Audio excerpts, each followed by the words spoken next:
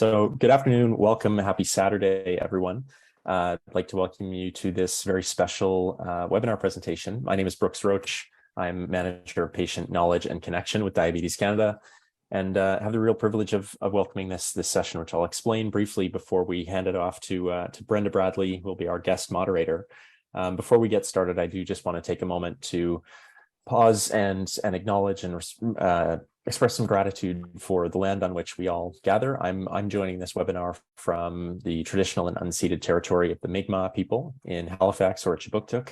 And I'll invite anyone who's watching to take a moment to reflect and maybe share in the chat if you'd like where you're joining from.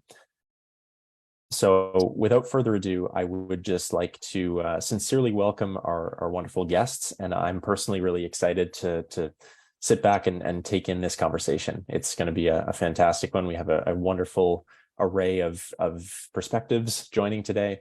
And as mentioned, I'll be handing the reins to Brenda Bradley. And I'd just like to say a huge thanks to Brenda for serving on the advisory committee for our recent No Limits with T1D virtual conference. And just to give a huge thanks for not only providing a lot of oversight and guidance and great feedback in the preparation of that event, but for also agreeing to volunteer and moderate this panel, which initially was attempted as a take one during that No Limits with T1D conference. We had some technical difficulties, and our wonderful guests were gracious enough to give it a second try. So that's why we're here today. So thanks to them, and over to you, Brenda.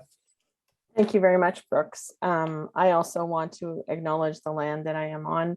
I'm living in Winnipeg, Manitoba, so I'm in the homeland of the Métis Nation and the Cree, OG Cree, and I apologize, I can't remember the other nations. There are many nations that live in Winnipeg, so I accept and acknowledge the lands that we are on. So I am a registered nurse. I work at the Youville Diabetes Center here in Winnipeg. I'm a diabetes nurse educator, and I have been doing that for many years. I've been at Youville for going on 9 years, but working in the diabetes community for over 2 decades. I happen to be living with type 1 diabetes for over 38 years, living well, and I'm happy to be here and always happy to volunteer with Diabetes Canada. I've volunteered since I was diagnosed actually with CDA, and have been a camper and all the fun stuff that goes along with that.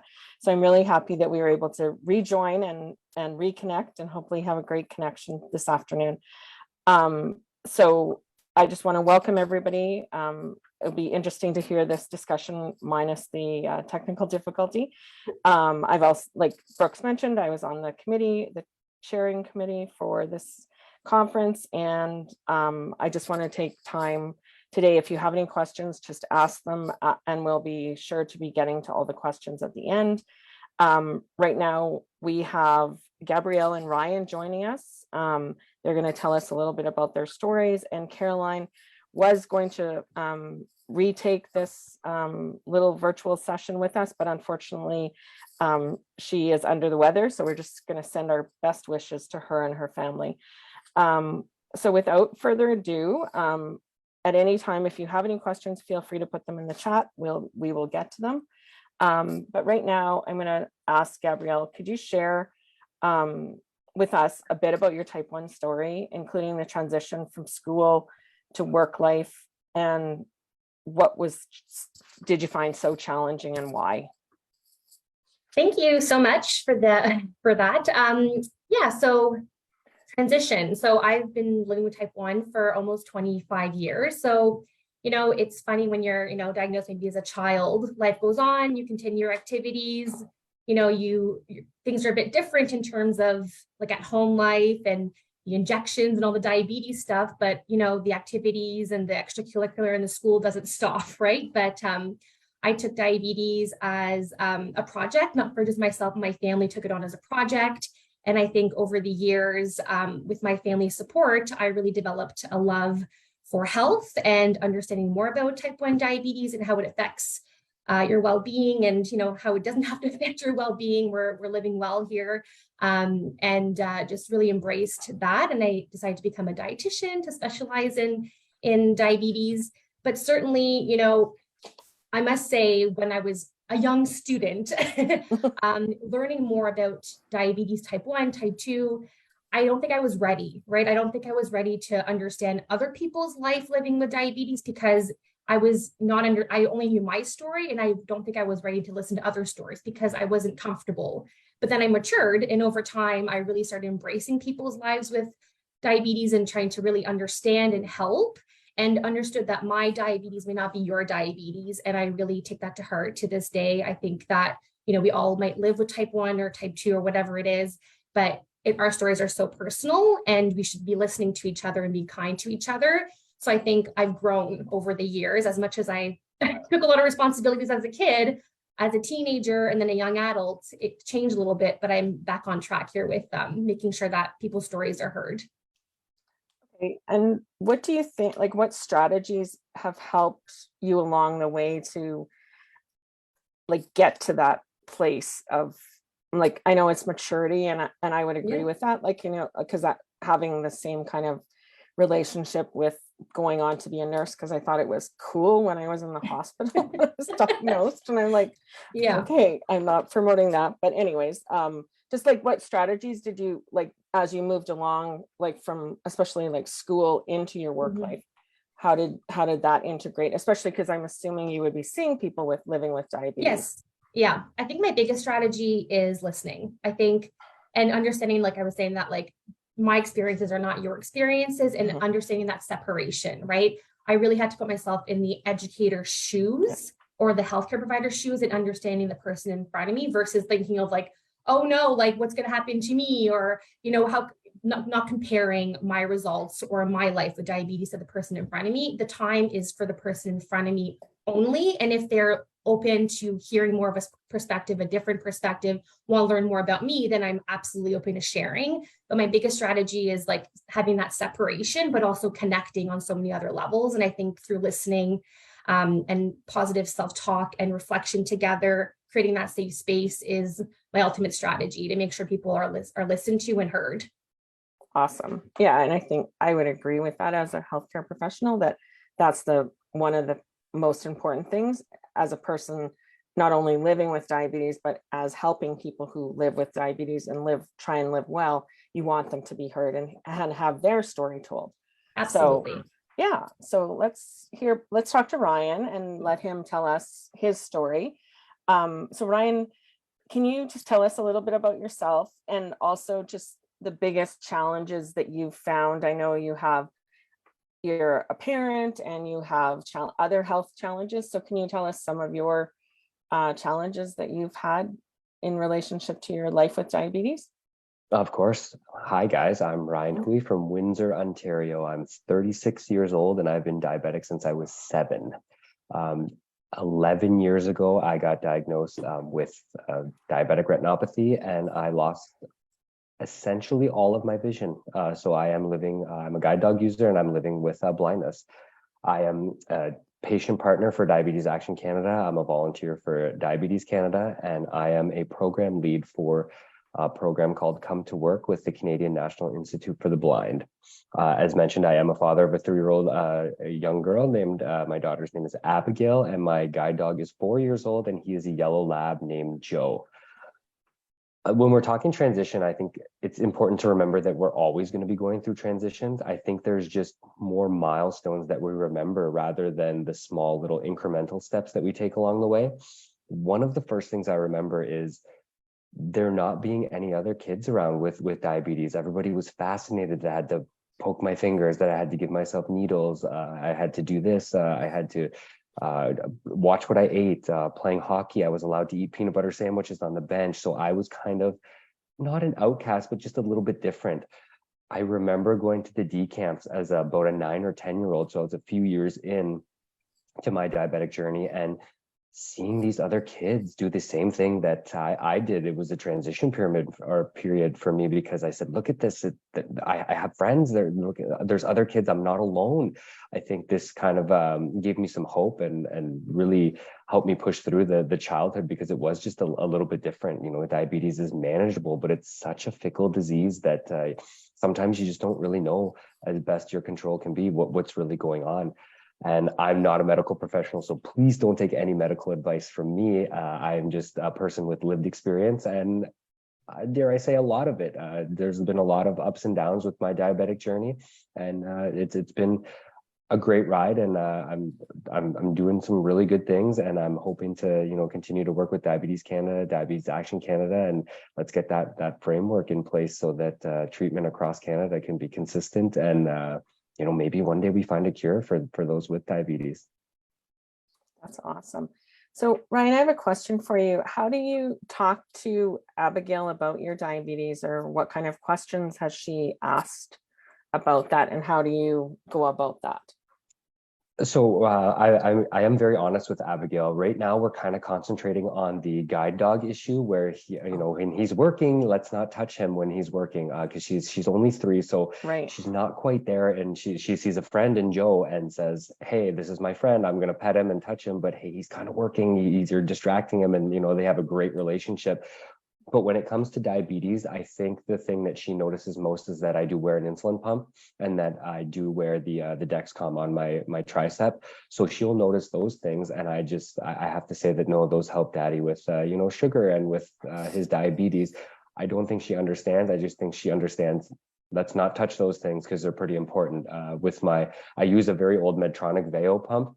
So I do have the tubing and things like that, and her feet kind of get wrapped around it when she's climbing all over me, or when hey, pick me up. And so we have to be very careful with that regard. In terms of eating, she's a kid, right? So she's like chicken fingers and fries, Kraft dinner, those sorts of things where staples. Dad has to do the salad or a little bit of different food. And I don't want to say I'm the worst eater, but I'm not the best eater. I love me some chicken and fries, but it's really interesting to kind of see, and she'll see me pump and she's like, "What's that noise?" Because it beeps back to me, and I'll just say, "Oh, that's Dad doing his insulin." And she just kind of, "Oh, okay." But I think as she gets a little bit older, she'll be more in the helping mood, because she's loves helping me do laundry. Again, I'm visually impaired, so I drop a sock, I don't know, she picks it up and helps me. So I think she's really in that helping stage, and I hope she stays there, because she'll be able to read me some things off my pump, because it isn't accessible at this point, but we're hoping for some good things. Right. Okay. And Gabrielle, so can you talk about like your transition? What about from going from pediatrics to adult care? Like how did you find that? And what kind of tips and pearls of wisdom would you give to someone who is in that, or is a parent who's dealing with that? Like, I'm not a parent. No, I know that. I wasn't meaning that, but I'm just thinking, like, if you can think back to that, like what was helpful or what was not helpful. Like, I remember that time vividly. I think, there needs to be like a transition clinic, you know what I mean? Like there needs to be something, because going from a children's hospital to adults, but you're neither, right? So it's really challenging, right? When you're in children's hospital, you're hugged and you're handheld and you're celebrated and like you're given stickers. And even when you were 18 years old, like maybe you grow out of that, but you still feel that sense of like, man, like I'm in good hands. Right. And not that that's not happening in the adult care, it's just different, right? And you're now maybe going to appointments on your own, and you feel like life is getting ahead of you, and I'm trying to fit in with my friends, and like I don't know how to live with my diabetes anymore when I'm going through these changes. Right. And I just don't think that topic was talked enough. Like, I don't think acknowledging like you are only 18 years old, it made it seem like now you're 18, so pick up your socks, you know what I mean? Like, so it kind of, I think that was forgotten, but this was years ago. And I think we made a lot of changes in our transition care. And I know for myself, when I work with transition young adults, the appointment looks different. It's like a meet and greet, and it should be like that with everybody, I think, but we make a point of like, come see me the first time. Like, it's just going to be about you. And like, I'm not going to look at your sugars. I'm not going to look at your pump download unless you want me to. But the point is to get to know each other, because if you're going to come to me and you want to be honest with me, I need to create that space for you. That's my responsibility. And transition kids are too young to express that, right? Like, it takes a maturity to be like, can you please listen to my story? You know what I mean? Like, it's really up to us to be like, here's the space, what's going on, right? Like super casual, informal, I'm here to help you, and come to me as a resource. Like, I'm your resource person. Yeah. So exactly. yeah, I just think it's like, it can be so, I don't want to say we're informal, but like, you live with this, right? So like, let's just talk about it. Yeah, versus it exactly. being some like elephant in the room kind of thing, you know? Right. And so Ryan, what about, like, because you would have also been an adult, like an adolescent going into adult care. How was your transition from pediatrics to adult care? This was a really important part, and I think it's really interesting, some of the points that that were just brought up. But I think as a younger sort of child with diabetes, whether or not I knew it at the time, I look back now and it did help me mature and grow up a little bit quicker than the other kids, because I had to know, hey, my sugar should be between 5 and 9 for the most part, and I have to, this is back in the day, you're mixing Humulin R with Humulin NPH, and you had to draw it up and do this, and I learned to give myself the needles with an orange. So I think that there was those steps that fortunately a lot of kids don't get to experience, right? And that's great. But I think one thing that really helped was the diabetic educators here in Windsor, and I still have problems with this, but they help me know that you don't have to be perfect. I think there's a lot of misconception with around diabetes, where you have to be 5.5 every single day, every single hour, every single minute, and that's sort of the old school kind of looking at things, right? Where when I was younger, it's like, Ryan, your sugar is 6.9, you're getting to be a little bit high, and it's like, well, I would kill for a 6.9 all day, every day at this point. So I think really knowing that transition piece to kind of say, like, hey, you don't have to be perfect.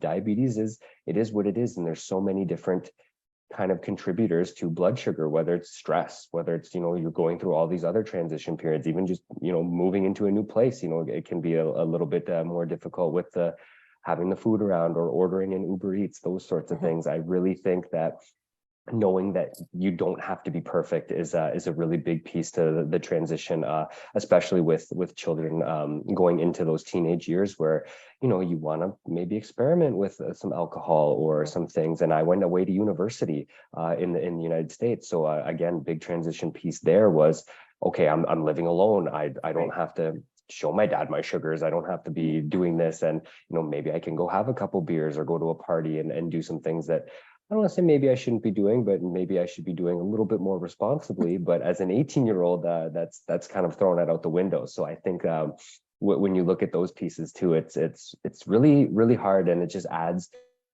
a little bit more layers to that growing up transition piece. Right. And I also have experience, not necessarily experience, because there wasn't a pediatric program when I was diagnosed, just I guess because of my age, and that happened a couple of years later. But I do in my professional job that I work with a transition program, Gabrielle, similar to what you're speaking of. Like we do a young adult program from 18 to 25. So and then it is at a smaller clinic, so we have the endo come to us. So I mean, it has worked out quite nicely. But exactly what both of you were speaking about is that like transition to just when you realize like you need to be taking a little bit more responsibility. But the thing is, it's not any time for the educator to be pushing that down. Like it's creating that relationship so that then people can call. And like it's even like there was some transition pieces, like just talking about transition from like we've all been dealing with and still are dealing with COVID. A lot of my clients had been at home doing all their online classes, and they hadn't actually been on campus to the University of Manitoba. Now they're running around the campus and like dealing with changing all their settings, because it's like they had to change their settings because they were sitting there online kind of thing, which was normally like I'd be doing reductions because they're running around campus kind of thing. But then we're increasing settings. And so that's all those transitions as well. So that, and now it's coming up to like this past semester kind of thing. So, but something else that came up, Gabrielle, is talking about transitions, like moving provinces and stuff like that. Have you had experience with that? Yeah, I went away to university for school. Yeah. And just touching back on your point, Brenda, I think transition, despite the age, I think as a healthcare provider or whoever, like you're meeting the person where they're at, right? So the transition can be from like child to 18 18 to 25, like, I think it's always about, like Ryan said, we're always in transition. So Exactly. I think, why do we put a number on it? Because of your age, I think we should always be mindful of where are you at today? Even if you're 80, like, I don't know, you know what I mean? Like, it's so important to create that, like you're saying, that relationship, just be mindful of where they're at. But yeah, so I did move away for university. Again, very scary, right? Like, you're too young for this. I feel like like 18 years old, oh my God. But like Ryan was saying, like, living on your own, and like, you're no longer with the people that know you. I didn't go to school with anybody that knew me. So like, friends didn't know me.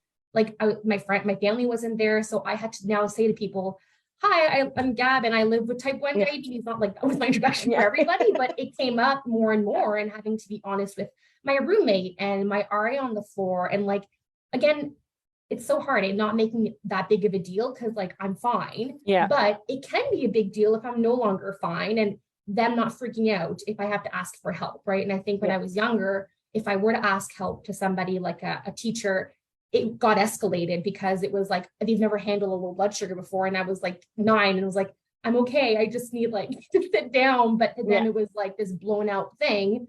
And that stuck with me, right? So I was kind of afraid to kind of approach people with like, if I need help with something, it doesn't mean that it's like urgent. It's just, I'm letting you know that I may need to step out for something. But reintroducing yourself, right, in a whole and new environment is scary.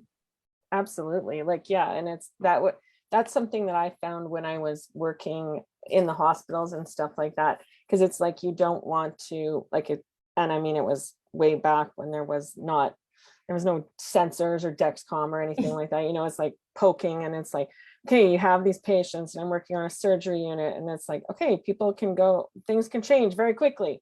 And then it's like, okay, who do I feel comfortable telling on this shift that I'm picking up a shift that knows, just in case I go down, just in case something's going and I say, I need help, I need to get out of here, I need help, kind of thing. And I mean, it worked out fine. I mean, most nurses are very kind, caring, and compassionate people, but I mean, it also is scary just to just to have that feeling of having to put your trust in someone else.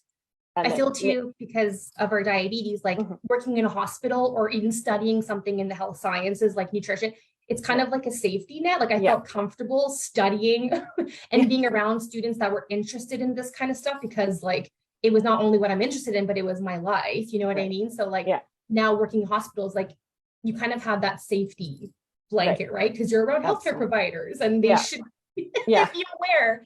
So it was funny when I first put my G5 Dexcom on, when I got it on, and then it's like, okay, everybody's like, okay, Brenda's beeping, and it's like, okay, just give me a chance to do something. That's what happens when you work with a bunch of healthcare providers. But I love my partners at work. It's just funny because they're like, are you okay? So anyways, that's what happens when you work with some diabetes educators. So so Ryan, what about like challenges with parenthood, like with dealing with things like how, like, what if you're having a low, like what does Abby do and things like that? Like, how does she feel? This was a tough one, right? So Abby's my only child, so everything's brand new. I'm still in that brand new stage, and I don't think you ever get over that, because even when she's a teenager, I've never fathered a teenager before, so I feel like I'm in for a wild ride over the next few years. But I think, and this is totally my experience, but I think sometimes I would almost forget to take care of myself, and this was kind of good in a sense that I was on a pump, but I mean, if I was doing the insulin injections, there would be a huge disadvantage there, because I was more concerned with, okay, I got to feed her, I got to change her. When she was very little and she couldn't communicate, it was more about her schedule, and I'd be up at weird hours in the night, and it was no real sleep schedule. So there was a lot of different things there that I kind of almost, I don't want to say forgot to take care of myself, but forgot to eat because I was too busy doing things with her. And then when I finally got around to it, I'm like, oh my goodness, my sugars are either a little bit high or I'm really, really low. And I had to sort of correct, right? Right now, she's starting to kind of recognize, because I'm, again, my telltale sign is I pouring with sweat when I get low. I'm just, it's it's gross, really. And that's sort of, she's like, hey, you're sweating. And then I'm like, oh yeah, I guess I am. And she'll kind of notice that, but I don't think she puts two and two together at this point of what's going on. But it's good that she's starting to notice that thing, right? So hopefully in a couple years time, she'll be able to really help me out a little bit, right? And I'm, you know, I'm always interdependent, especially with you know, the vision loss, as to, you know, having her around and getting her help. And I know that sounds strange because I'm depending on a 3-year-old for some things, but I guess it's a give and take relationship there because she does depend on me quite a bit. But going back to what Gab said about going to school, I have a really funny story. So my first year in university, I moved in, and within the first week, my roommate and I got along really well. We both played baseball, but he was a candy fiend, and I had the glucose tablets next to the bed. And he's like, man, I really like these candies that are next to the bed. I'm like, you shouldn't be eating those. Those are for, and I had to kind of go through the diabetes chat and what they were actually for. But he's like, no, the orange ones are so good. I'm like, stop eating them. Like, they're not for you. So it was really funny. And I'll always remember that. And me and him still do keep in touch to this day. And he's like, hey, do you still get those candies? I'm like, they're not candies. Like, you know, you don't mess with those. Like, you can go have Skittles and Starburst. What are you doing eating the glucose tablets? I mean, he's like, they should really make those feel or taste worse if they're, you know, correcting this, so you don't want to get low. He's like, I would, if I was a diabetic, I'd want to get low. I'm like, no, there's much more that goes behind it than that. But I guess you do get to eat the good glucose tablets when you do get low. Yeah, no kidding. I do have a couple of, because I have older adult children, so things for you, like, I mean, my daughter was very, I don't know, like, she just was always like, okay, what do I need to do, mom? And my husband would, you know, encourage her, like, okay, mom needs a juice, let's go get mom a juice, kind of thing, if I was low, kind of thing. And then, so they've been very helpful, except talking about the teenage things. My son, and he's very helpful and otherwise, but it was like, I remember he was like 13 and I was out in the garden and I was gardening, and my husband would, like, he has like a beer fridge in the garage. So he usually had like we usually had a juice in the garage. So I just went in there, it was super hot out. And my son was playing in the backyard. And I said, can you go get a juice? Like, can you get me a juice? And I mean, usually if I'm asking you that, it's like, can you just go and do it, kind of thing? Because, well, mom, then he's like, mom, you have legs, you can just go do it. And I'm like, and I was literally like I'm like going, it was like one of those really bad lows, like, because it was like, I'm like, okay, I don't even, like, I think it was just because I was so hot, because it was so hot outside and I was gardening. And I was just like beyond, like, once I actually stopped moving, like, you know how when you stop and then it's like you have that low and you're like, oh my gosh, I'm like almost gonna pass out, kind of low. And you're I'm almost like, frozen. yeah, exactly. And it's like my legs are shaking and I'm like, okay, now I'm in the cement floor of this garage. Am I gonna fall down and hurt myself, kind of thing? I'm like, then I'm just like lose it. And I'm like, I need a juice now, I'm gonna die. He's like, oh, you really need a juice, kind of thing. And then, you know, he runs and gets it. And he's like, and then when my husband came home, mom was really low. And it's like, yeah, you weren't very helpful there, buddy. And then, like, you know, it's just, that was total teenage, because it's like, it was not his normal behavior. It was just like, I want to prove a point. Like, you have legs, you can go walk and get your own juice, kind of thing. And I sounds mean, like something I'd say back in the day. And then, you know what, I wouldn't be where I am in my diabetic journey, and even in my life journey, without the support of the friends and family that I do have too. So they're very supportive of the diabetic journey. And I think the blindness comes into play a little bit there too, right? Where they're, okay, maybe we need to help Ryan just a little bit more. And I'm not afraid to ask for help if I need it. That's one kind of thing you learn along the way. But there are a lot of things there too that, you know, there's almost the overabundance of help, which is a good, I don't want to say problem, but a good problem to have, right? Or a good position to be in. So I can appreciate, you know, coming from your side of the story too. Yeah, it's quite interesting. And I mean, I was diagnosed when I was 15. So I was like, you know, right in my adolescence there. And so my parent, like, I started injecting right away by myself. I mean, my mom did some injections, but I did most of it by myself.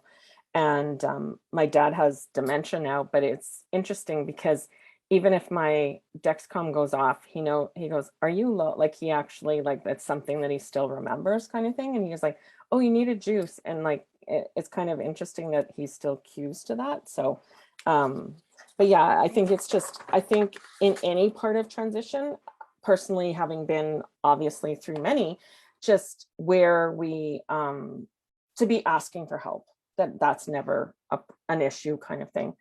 And so so something else, just thinking about some other topics of transition.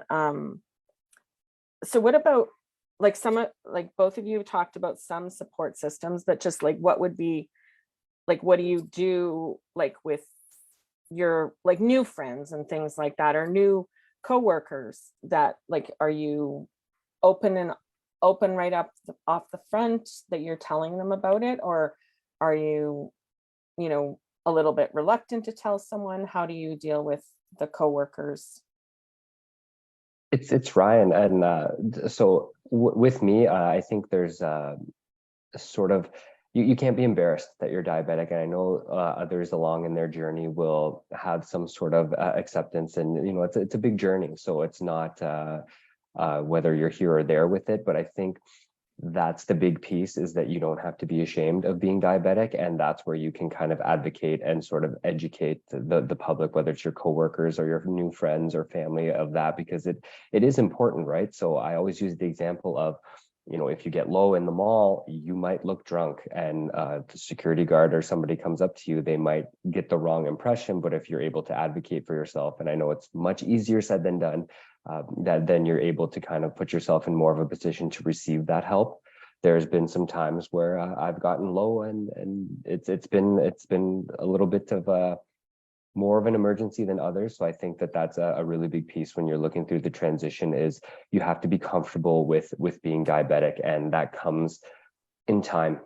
So if you're not there yet, you will get there. It's just, you know, it's not your fault that the diabetes has happened to you, or that you are a type 1 or type 2 or gestational diabetic.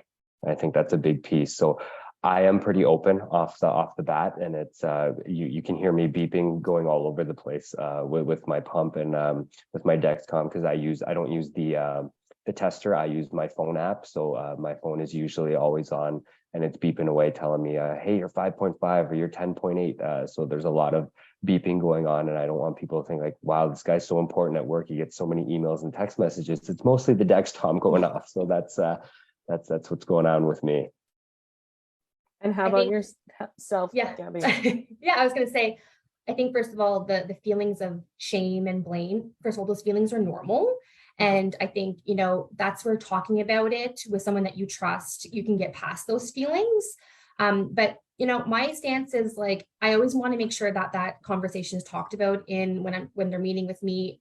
Do you talk about your diabetes, or are you more private about your diabetes? And if someone tells me that they're more private, then I ask more why questions, because it's okay if you want to be more private about it. But if it's because there is that shame or blame, we need to talk about that more, because, you know, we want to make sure those feelings are less, because you shouldn't feel those feelings, right? But at the same time, they're normal. So it's totally fine to be private. For myself, you know, it's my whole life. So like my work, my passions, my hobbies, you know, my volunteer time, like I do this so people, you know, from the beginning, they kind of understand where this comes from. But it's important that they know that my career and my passions stem from my diagnosis of type 1, but I also am just so passionate about helping people live with a health condition, be it diabetes. But it's important to know that, yeah, I live with type 1, but I do this for other reasons as well. But it comes up in my personal life, you know, it comes up pretty fast, because I do talk a lot about what I care so much about. Absolutely. Yeah, I would agree with that. And I think the shame and blame also comes from misunderstanding, like Ryan's pointed out, like, you know, it's like re-educating people and moving past that. Like I feel like, I mean, and this is just medical perspectives, like I had a procedure done, and being now in my early 50s, it's just, oh, you have type 2 diabetes. And I'm like, no, I have an insulin pump, and I have, like, you know, I was able to keep my pump on for it. And it's just like, no, just because I'm older, I don't, like, you know, I'm sorry, I was diagnosed at 15. Everybody Like, everybody has their journey, like we've all talked about, kind of thing. And it's like, that's just the other stage of life. Like, it's like, there are people who get old and live well with type 1 diabetes. The stigma is there, right? The stigma, exactly. and I think for people to understand like both, like if someone with type 1 comes to me and there's, they get stigmatized as having type 2, then I need to educate them on type 2 diabetes because there's so much stigma in type 2 diabetes. Exactly. And if someone, comes to me with type 2 and they go, if they think I have type 1, I have to educate them on type 1. So even living with diabetes, you might be stigmatizing others with diabetes. And I think that conversation needs to come up more too, because you shouldn't be ashamed if you live with type 1 or type 2, right? It's different, but there's nothing to be ashamed of, right? There's so many complex factors that are risk factors for type 2 diabetes. And just because type 1, they're less and there's almost like no big risk factors, it doesn't mean anything more, you know what I mean? So it's all about education. And you have to take this with the grain of salt too, right? Anything you read on the internet, but there are a lot of groups out there and support groups, whether it be on Facebook or some other social media, where you can almost just type in diabetes group and a ton will come up. And some of them are really good. Some of them are filled with awesome tidbits for how to dispel those myths, or, hey, here's how, I'm going to say the famous word, how do I loop, or how do I do this? And there's a lot of different things that you can find information on that others with lived experience will share their stories. And I learned a lot in those groups, even though I might not be as active in them, just reading the posts that others write. And I'm like, wow, that's a really good thing I've never thought of before. So you can gain a lot from those groups out there. And, it's no skin off your back to join 20 of them. Your news feed might be filling up with a lot of information on that. And you know what, I could think of worse things out there. So I really think that, that's a really great kind of step forward with the social media component of and the technology component of diabetes. I would agree with you, Ryan, because it's also you find which group you might fit into, and maybe like you said, you can read them and you kind of will feel out what the sharing that goes on, and obviously you don't want any negative sharing or anything, but there's lots of times where, even having diabetes for almost I'm going into my 39th year, it's like, oh, I never thought about it that way, even though I'm an educator kind of thing. But it's like Gabby said, it's just it's the perspective. Everybody has their own diabetes journey, and it's just okay, it's another way to think about it, and it's another way to think of how someone's gotten through transition of that. And I think not just even talking about the shame and blame, because that is something, and I know that was something that was spoken to, just at another conference it was talking about why was it called type 1 and not called a different disease name, and that we can't do anything about that. That's what it's called, and it is what it is. But I think we have to be good advocates for people living with type 1 diabetes, and all of us can work at that together. And I mean, Diabetes Canada does do a lot of good information sharing. So if you're needing further information about those kind of topics, because there's also diabetes distress that goes along. There is a diabetes distress scale that if you are having difficulty, you may need to be talking to someone further, like Gabby said, just about more dealing into that deep dive into why are you having issues with are you taking that on yourself, where it's a physical, it's a medical diagnosis, you shouldn't be taking that. There isn't blame to go along with that. As the same with type 2 diabetes, there is no blame. It's a medical diagnosis, and all that, as an educator, all I'm trying to do is listen to your story and help you live the best life you want to live. It's not my life. It's not my diabetes to live in your life. It's your diabetes to live in the best way you can live. And I always make the person in front of me know that they're the expert. That's how I work. You know more than I do, because you're the one who lives with it, right? Exactly. So you need to tell me what's going on. And it should be an open conversation. It shouldn't be a judgmental conversation. No. It's hey, you live with this every day. I can't look at your numbers and know what's going on all the time. Exactly. Right. So making them feel like they, you are the expert in this. I'm just your cheerleader. Yeah, exactly. Yeah. That's what I try and do that too. Ryan, do you have any experience about like having difficult like situations like that you bring to your team or anything like that, that you have, you know, feedback of how they've helped you get through a difficult situation? Like I said earlier, I'm pretty open with talking about things, right? So through my whole entire journey, there was always the, okay, let's talk about, hey, I'm going to be going to a frat party or this, you know, like how do I do that, right? I think the thing that kind of comes up with the difficult situation that I wasn't able to speak about was I was a younger kid, and this was back with the old treatment of diabetes where you had the big poster of food on your fridge and it's like, hey, you get 4 milks and 15 proteins and, you know, 3 starches, that sort of thing. Yeah. When I was packing my lunch, you know, it wasn't a typical, here's the peanut butter sandwich, juice box, and a chocolate bar or a granola bar, as most kids would bring for their lunch. I had the, okay, we're going to have celery sticks and you're going to have some milk and you're going to have this. And my lunch was weird and I didn't accept that. I looking back now, I would love to have that lunch instead of some of the stuff that the other kids were bringing. But when you look at that, you're more looking to fit in with your friends. You're more looking to be part of the crowd, right? Especially when, you know, you're 7, 8, 9, you're building that identity. And I think that looking back, I would love to tell kids that, you know, diabetes is part of your identity, but it doesn't have to be the whole thing, right? You shouldn't be judged on what you're eating or not eating, sort of thing. And let's face it, the healthier you are, and then, you know, it could change your life. So I think that was the big one looking back, and I didn't know it at the time, but now, like, wow, this is kind of cool that I was able to kind of do that with my lunches and with my meals at school, right? And going back, another kind of difficult situation I had that I was very good at advocating for myself was when I went to school in the States. It sort of changed everything. So over here, I could just call up Shoppers Drug Mart, Rexall, wherever. Hey, I need some Humalog. Can I have it delivered tomorrow?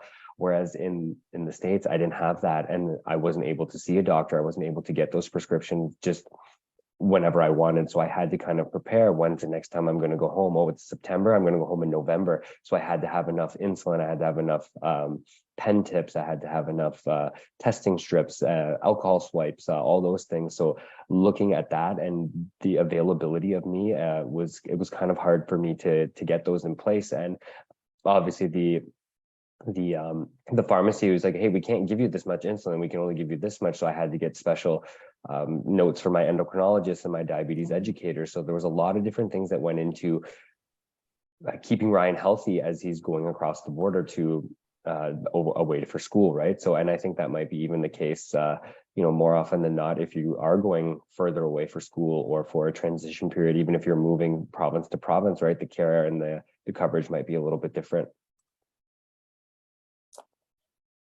So how would you this is to both of you, how important do you feel the psychological, like how important is the psychological aspect of diabetes? It's very important. I think the biggest thing that I've learned through my journey as an educator, healthcare provider with this is that for some reason, when people talk about living with diabetes, the healthcare provider takes that as like, oh, they're talking about their mental health and that's out of our scope. And I have to remind educators that like talking about diabetes doesn't mean that there's a mental health issue, right? It just means that they want to talk about their diabetes, and it could maybe potentially lead to a conversation about perhaps mental health and depression or whatever it is. But I think we need to be creating more space to just talk about life with diabetes. It doesn't have to be like, that's a touchy subject, because the more we do that, the more that we're not letting the person in front of us talk. And if it's more uncomfortable for the educator to bridge conversations around mental health or life, then that's not good, right? Like it's not about the educator or the healthcare provider, it's about the person in front of you. And you should feel a little uncomfortable talking about it because it's not about you. So, and acknowledging, right? I think it's not about this whole assessment and evaluation. It can just be like, that must be really hard. Tell me more about that. Why does it have to be more than that? You know what I mean? And why does it have to be a solution? If you're upset about something, we don't need to find a solution, but you need the space to talk about it. So I think we don't do enough psychology talk in our appointments, but they are just as important as something like a blood sugar reading.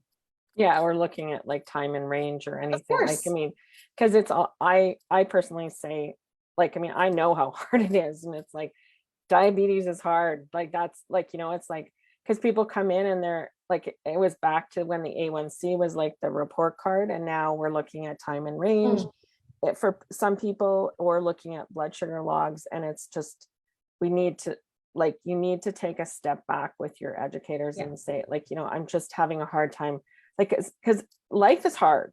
Life is hard. Never mind living life with type 1 diabetes. It's especially hard. Yeah. So I always say too, I have two rules: your happiness and your safety. Those are my two bottom rules. Are you happy? Are you safe? And then we can start talking about nitty gritty or whatever it is. But I think if you establish that, like, your happiness is just as important as how you're doing with your diabetes, right? So I think I try to set that message from the beginning, and I don't know, it's well received because it matters, right? Exactly. Absolutely. Just as both of you Ryan? said, right? The quantitative numbers, the numbers, your blood sugars, your time and range, it's very, very important. But I think in a lot of things in life, we're looking at that qualitative research. And I think this is one of those things, right? Because there are so many different things that do contribute to the blood sugar and your overall well-being. I think that this is one of those newer things, as Gab said, that's not talked about enough. I think that we have to talk about it a little bit more. I think that there should be more of a concern, more of a, I guess, approach to taking this into consideration for not only those with diabetes, but with any kind of health condition, because there are a lot of different things that can contribute to your mental well-being. And I think that when it comes down to it, it's of the utmost importance, because if your mind is not there, how are you going to take care of your blood sugar, right? A lot of things are just so interdependent on each other, and this is one of them, and it plays such a big factor. I wish there was more of an approach and more of a, I guess, a launching pad to talk about it. And again, with the online groups, right? This is a big one that's come up a few times in there. How do you bring it up? How do you do this? How does it affect this or that when it comes to the mental well-being and the mental health of others? So I know that, again, take it with a grain of salt, but there are some conversations going on there. But I wouldn't say I would just say don't be afraid to bring it up with your diabetes educators, with your endocrinologists, because those are important things, and you don't know what you don't know. So you have to hopefully be able to bring it up and sort of start those conversations. Love that. Yeah. Great point, Ryan. Yeah, absolutely. So Ryan, do you have any suggestions, or like how people can go about if they're planning, like thinking about having a family and stuff like that, and dealing with, I mean, like just the thoughts that go through, like, okay, like, I mean, obviously I know you didn't have the child, but I mean, just like, what were you like dealing with your diabetes? Like, did you take any precautions or anything? Like, I mean, like, did you think about your blood sugars or anything like that? Or are you sure I didn't have the child? No, I'm just kidding. But no, it's really interesting. And that dreaded word, suggestions, right? Like, again, not a medical professional. So this is solely based on my experiences, but I just think that there's no really perfect time to start a family. And I think if you're planning to do that, just jump in with both feet. Or if you're a little hesitant, then maybe, I know I said there's no perfect time, but maybe it's not the right time. I think you just have to really go for it. And it's going to be a learning process. You're not expected to know everything, and you're going to learn along the way.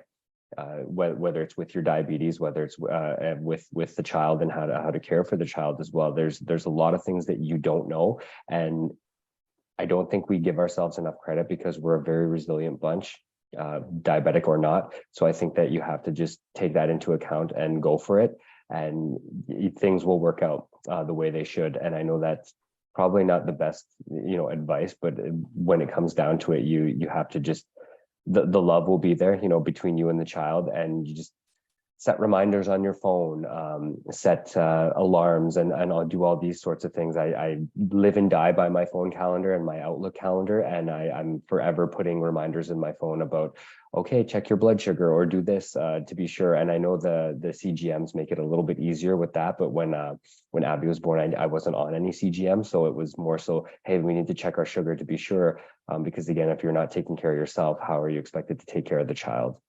Absolutely.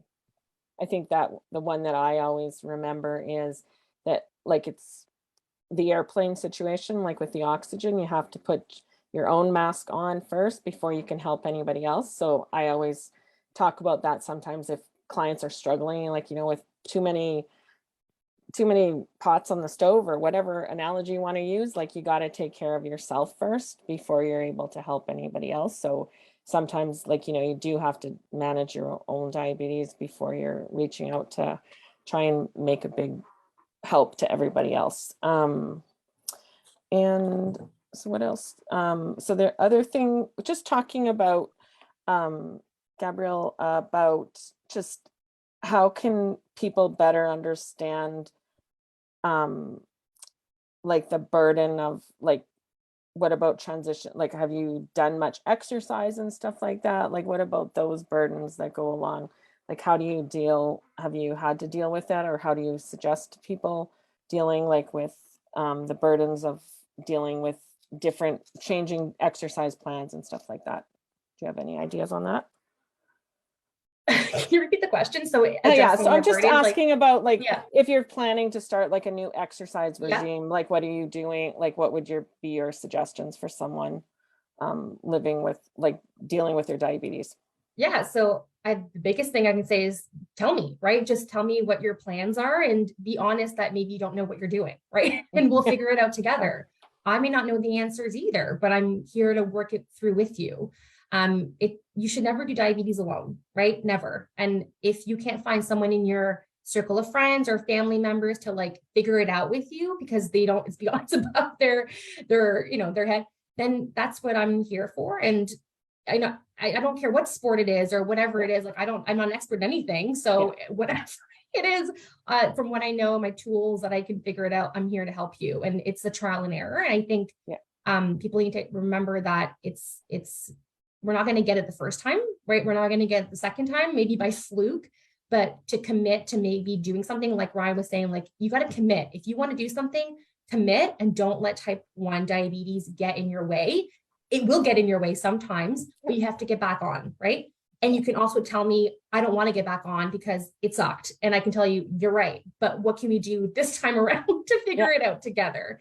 Right? Having those open conversations, being honest, is all we would ask for as a healthcare provider when it comes to helping you live with your type 1 diabetes in any stage of your life. And that's a good way to put it. I think a lot of times that come up, I do a vision loss and diabetic group at the CNIB, and one of the big things that has come up a lot, and it's sort of related, is the dieting. We have that self-image implanted in our brains of what we should look like and what we need to look like. And, talking with your dietitian and with your diabetic educators in your team is so important when it comes to that, because there's just some diets that might not work, right? There's a reason we need carbs, and there's a reason why we need the insulin, right? I'm a runner, and I run quite often. And one of the things that just rang true, it's like, always have something around, right? You might not get it on the first time, but that one time you don't have those glucose tablets or whatever, that's when it's going to creep up on you. Just really go after it, and there's nothing that you can't do, right? As long as you put your mind to it. Diabetes shouldn't be the make or break. There's a ton of people out there that are NHL superstars, MLB. There's a few people that play in the NFL. So it's really great that those people are out there, and they can advocate for the sports thing, right? And they can actually go and show you how they've done it. And again, it's all subjective, right? So what works for one person isn't going to work for everybody. But with those tips and tricks, you can kind of create your own plan and create your own journey and say, hey, this is what's going to work for Ryan, but it might not work for Gab, kind of thing. Yeah, absolutely. So do either of you have any advice for parents who have children living with diabetes, how they can better support their children on their diabetes journey? Yeah, I mean, there's a lot of things that you can do. And again, I think it's also dependent on the child or the young adult living with type 1, involve them. I think my biggest thing that my family has done for me was involving the whole family, right? It's not like I was in a corner and I was the one getting a special meal or whatever. It was like, we're all going to learn this together. And I felt very safe. And I feel like that translated into my life moving forward, because it was just so instilled in me that, like, it's part of life, you know what I mean? So either involving them, maybe a school project is on type 1 diabetes, or like just getting a different sense of it, making it cool for them, or, you know, whatever it is, or if it's like a community event, or I don't know, a decamps is another thing too. And asking this question to the endo or diabetes educator, right? Like maybe they'll have some tips and tricks for you. And maybe also having open conversations as the child grows up a little more, like, do you want me to attend your appointments with you? Do you want me to leave halfway through? I think there is responsibilities on both ends of the educator and the parent to have that conversation of like, half the appointment will be with you, the other half will be without you, if the child is happy with that, right? Like having those open, honest conversations again. And going from there, right? And I think the fact that this person asked that question is already, you know, you're supporting your child or adolescent person living with diabetes already by just asking a question like that. So Absolutely. And Ryan, from me, I think, you know what, as hard as it might be here to say this, but, you know, I think back to when I was a kid and I had diabetes. I was like, oh, Dad, you're old. You don't know what you're talking about. Hear it. But even my friends could say the exact same thing, and I would listen to them. That peer support, that peer kind of knowledge is there, right? And I think that, you know, Diabetes Canada does a great job of having the decamps. I think there's diabetic educators and endocrinologist teams out there that have the we have so many children with diabetes, just proving that point across, right? So I think that knowing that they're not alone as a child with diabetes is huge. And again, not to harp on the social media, but the social media groups are really big in that. There's even some ones that are geared towards children out there. I think that really getting it into their heads, because I thought I was alone. I thought I was the only person that had this when I was younger, until I ended up going to the decamps, and it just sort of changed the trajectory of my transition. So I really think that was a huge step. So if it's in the cards, I would highly recommend the decamps for sure. I would agree 100% with you. I still have lifelong friends that I've had since I met when I went on my first decamp canoe trip kind of thing. And that's certainly something that has been like having those people to talk to about those transition pieces.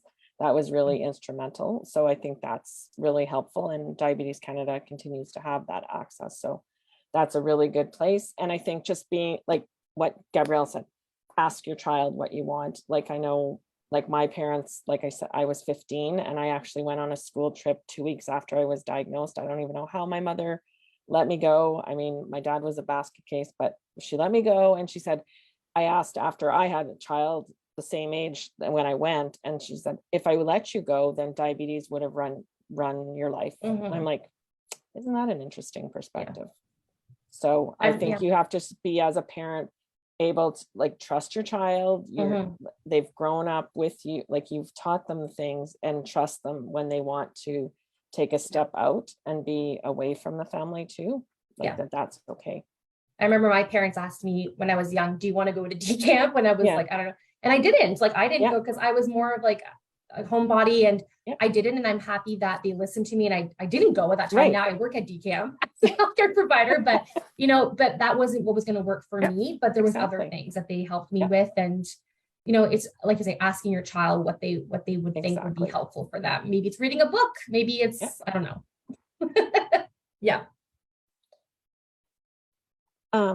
So does everybody have any final thoughts that they want to, because we're coming up to the top of the hour. So Ryan, do you want to give your final thoughts on the idea of just wanted to thank everybody for coming out on a Saturday. I really appreciate the time and really appreciate being a part of the panel. So, thanks. I learned a lot myself, and you're always going to continually be learning. Like we said, we're always transitioning, and living with diabetes is always going to be a learning battle. Just look at the changes in the care over the years, right? So changes from insulin, changes from counting carbs to food charts to kilojoules and everything, right? So I just think that we're not expected to know everything. And I think the one thing that if everyone could remember is you're not expected to be perfect with living with diabetes. Gabby? Yeah, I think these are the conversations we need to have more of, right? Maybe not always on transition, but just life with type 1 diabetes, more of these conversations. talking about it. I think that's what changes community, and people without living with diabetes understand more. Like the more we talk about this stuff, the more it feels like, it feels good, right? So I think it's Absolutely. great that we have these opportunities, and I love chatting with you guys. It was great. So thanks so much for joining. Yeah, it was a nice Saturday afternoon. Yeah. So yeah, it was good to hear everybody. And I have the same sentiment. Thank you, everybody, for joining us today.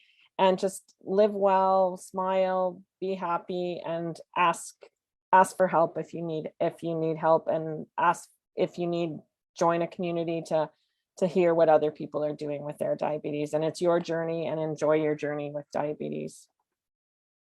Thank Well you said. so much.